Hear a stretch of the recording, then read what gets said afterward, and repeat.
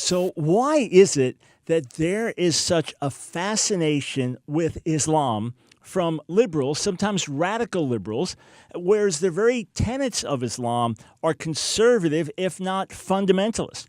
Why is it that you can have a speaker at a university who's going to speak against jihad and the dangers of radical Islam, and that speaker is shouted down by liberals, including gays and lesbians and feminists, and people are holding up signs saying queers against Islamophobia?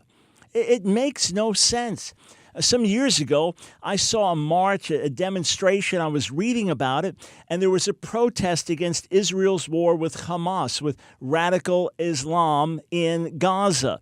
And the protesters were led by gays and lesbians and feminists and others on the left and even radical left. And you thought, how perverse is that? They're marching against Israel, a country that, in terms of liberal values, is very progressive.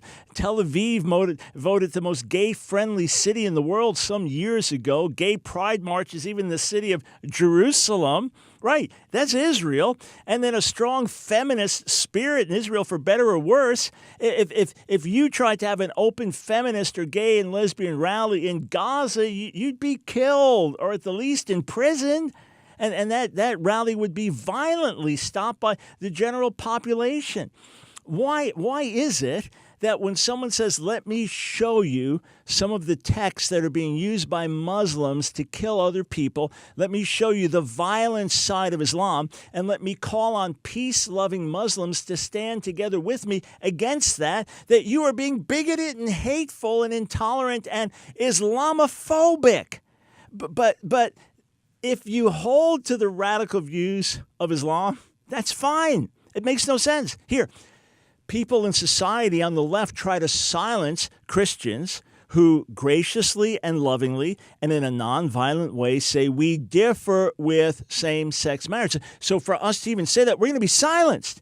Then you're going to silence someone exposing radical Islam, which wants to kill gays. It is a complete contradiction. Why this union?